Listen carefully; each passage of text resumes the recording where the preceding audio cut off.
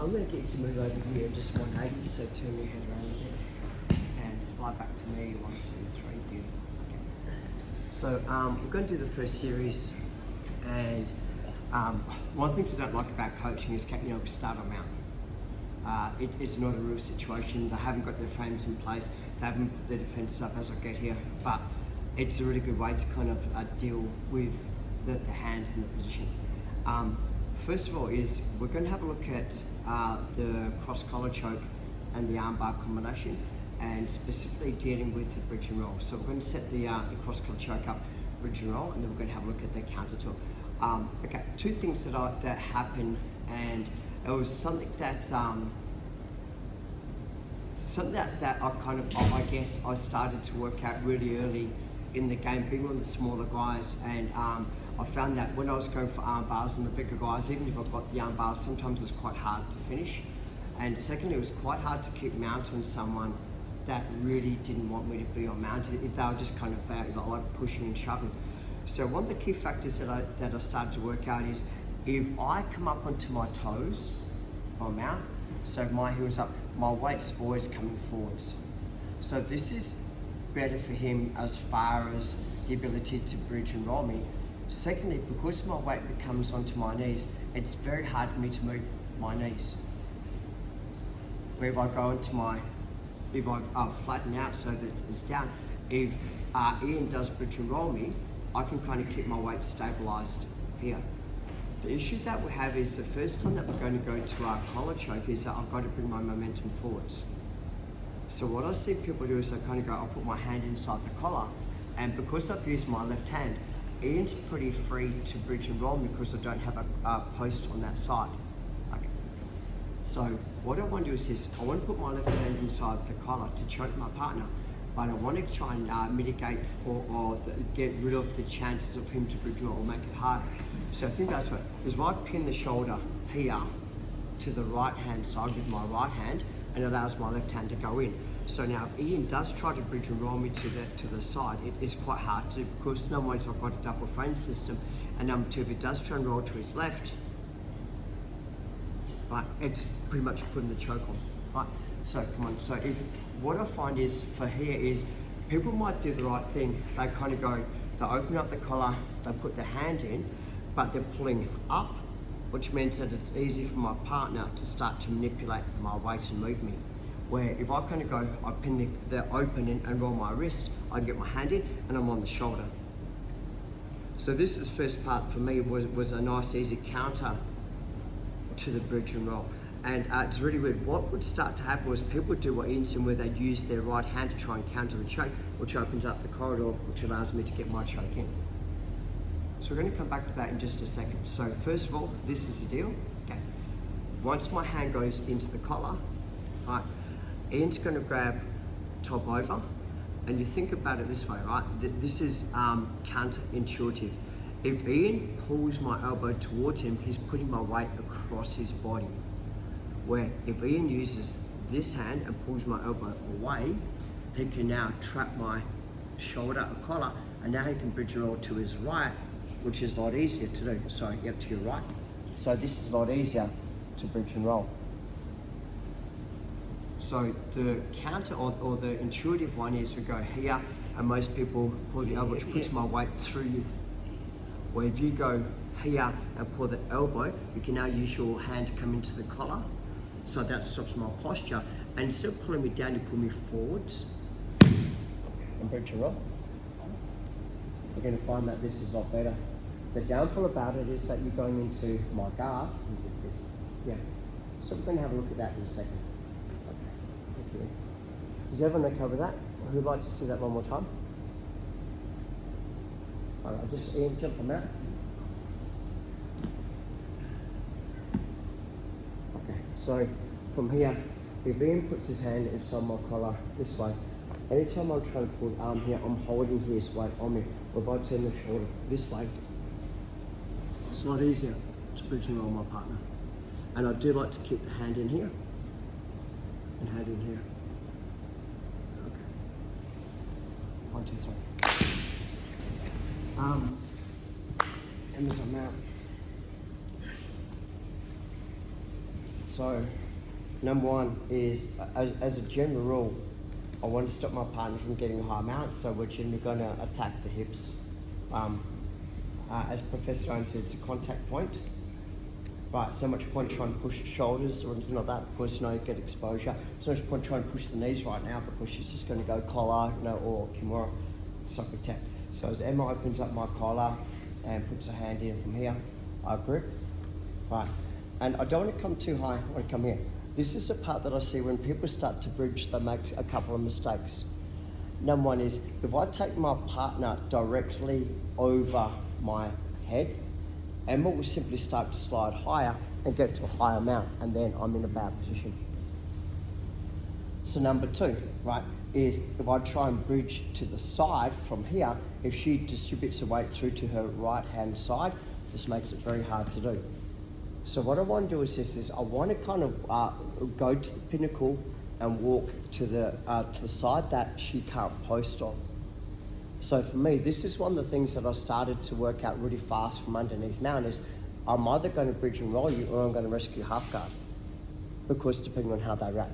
So number one is this: if my elbow's on the outside of the knee, it's good for her. So I always take my elbow to the inside. Very important. Number two is this: start to walk before you bridge.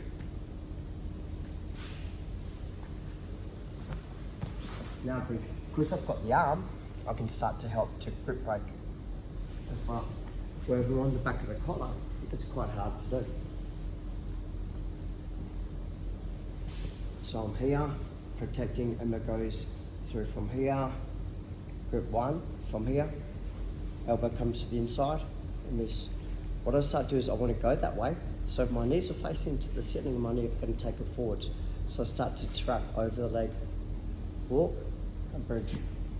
Once I'm here, when I land, I use the grips to grip break to help to get rid of the choke.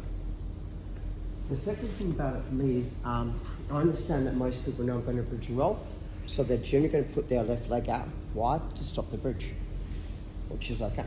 So from here, hand goes in, so frame system, 1, 2. As I start to walk, it's my favourite escape. Just the most easiest escape you're ever going to get to half guard, and I've got the arm. The arm's in perfect position, the arm drive to come up. And again. So it's kind of like, for me, I'm backing myself. So as the hand comes under, it's the elbow to turn the shoulder, and I like to grip about here. Anytime I'm here, I can't grip my elbow to the ground, and Emma can get in the end of my armpit, which is better for her. So I kind of want to go here. Okay, start to walk. And as I trap, if she starts to put her leg out, like this is a no-brainer. And I've already got the arm. Push the arm. So it's technically a mixture between the bridge and roll and the elbow to knee escape.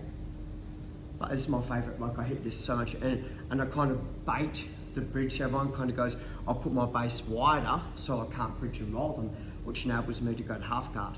Okay. The concept behind it for me is that if I bridge and roll you from mount, I don't get any points because it's a reversal. If I can catch you into my half guard and roll you over, I get 2 points.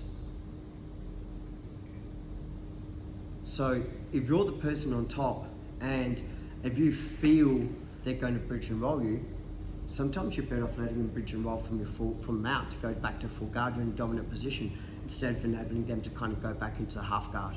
Just food for thought. Ian, come up. Is there a time limit for that? Is it 3 seconds in half guard before you can sweep them? It's a stabilised guard. Once again, that's kind of up to discretion of the referee kind of thing. But as a general, it wants to be a stabilised, something consolidated. Yep, okay. So from here, once again, our frame system. When you guys frame system, the second biggest thing I see is people push, the elbows come away from the body, and now there's a space between my elbows and my armpits, and Ian can put his knees in there. So once again, we're here. So Ian opens up the collar. 1, 2. Make sure my elbow's on the inside of his knee. This way he can't progress any further. My right leg starts to walk over. So I TRG, trap the leg, bridge forward. Straight away. Grip 5. Option 2.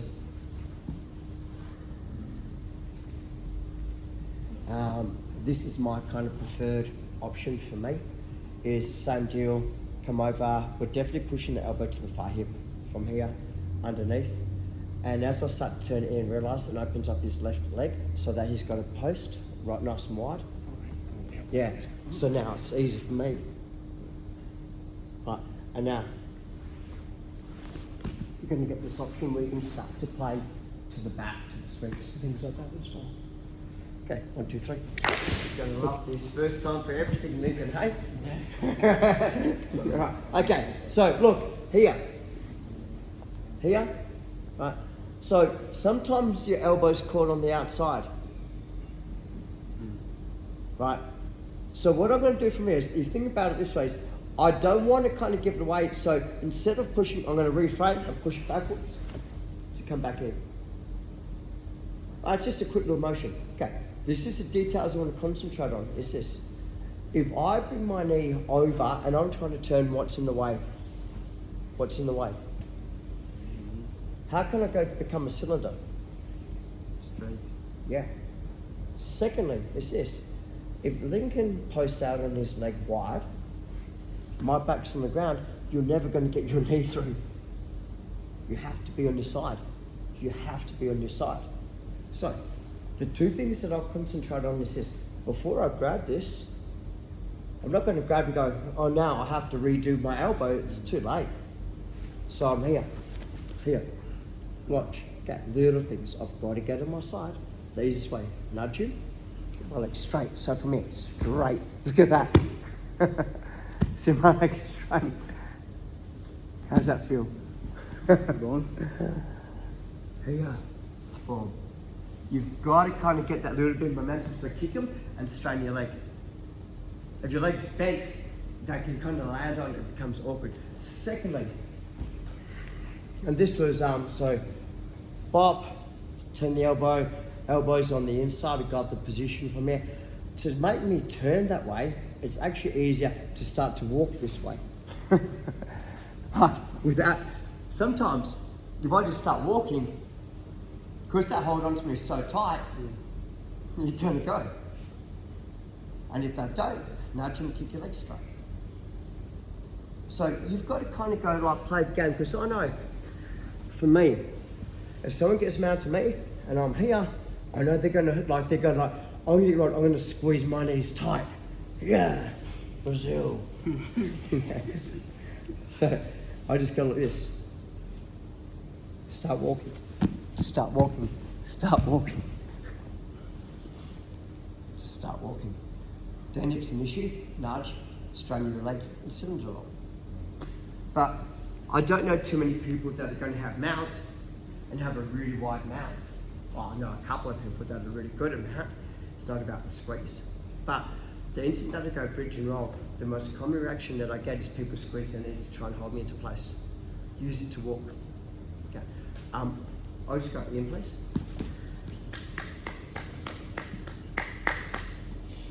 Counterintuitive.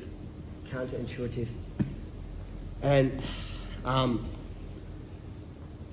you're going to get caught on this straight away. Like it takes a while. 1, 2, elbow, nudge, kick from here. So what I see people do is they get the leg, and as my partner starts to turn this side from here, what people do is they're feeling that they've got back exposure. Right, so it feels to him, Ian, like he's going to take it back. It feels to me like he's going to take my back.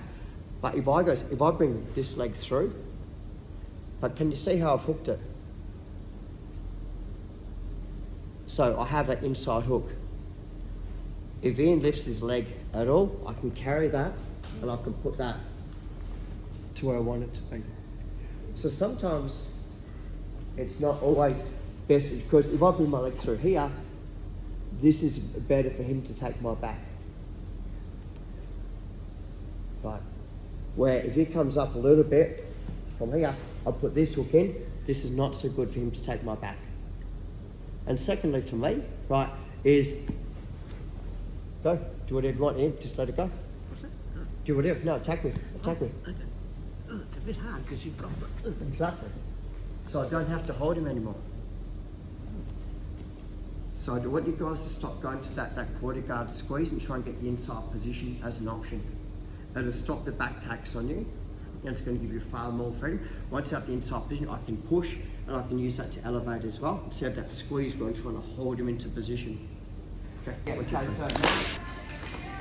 Okay, look, one of the biggest things for me is that if I recognise that I'm in the choke position, right, and as I'm doing this, the downfall and one of the biggest issues is that as I pull this down, I do expose the opposite side of my neck. So one of the biggest issues and one of the biggest downfalls is that, like, if my partner's savvy, right, they're going to walk the right hand tick-tock around my head, so they've got a post. I'm going to start to bring the hand in. Right about now is I'm not going to bridge. I'm going to put myself into the choke position. And, you know, I've got taught, you know, like duck your chin, turn the face into it. But, man, honestly, if it's a tournament, like I'm like, hey, is this going to walk around? Man, I don't want my pretty face to get messed up with Tyrone's, like forearms and all that. So if you think about it this way, it's this. Right now, how far does Tyrone have to go to reach my neck? A little distance. So if I go here, move my body. So now he has to make an adjustment because there's pressure on the shoulder and he has to try and reach over. So if he reaches over, this is pretty much an easy peasy for me. So I'll go play a game. But what I see people do is they kind of go, okay, I'm out of the choke. They go back to here and all of a sudden the choke's on. So yeah, you know, and it's just because, okay, you have that little bit of air. So I'm here, first things first, I move my head. The downfall about it is that I'm now in the wrong way to walk. My hips are facing the wrong way and there's pressure this side. This is what I spoke about earlier. So we're simply going to go with the push. So I just start to go with the push and walk this way to create space to at least rescue. It doesn't necessarily mean I'm going to get the bridge and roll, but Tyrone will 9 out of 10 times have to let go of the choke to counterbalance. So anytime I'm like this, I'm like, man, that's deep. This is like, so hold it, okay, move my head, pin it down, attack the hip. And now we can start playing the game. Right. If he keeps hold of this is good because he has attachment to me. It's okay. But whatever you do, right, and I see the slide is, he will start to go, I'll get rid of that. The knee smashes back down again and I'm caught offside and I'm back in the choke. So you've got to make sure you put a wedge frame system on the inside. So once it goes here, turn my head, push, okay. So make sure you put a wedge system so I can at least start to get up and start to rest up and play the game. Okay, 1, 2, 3.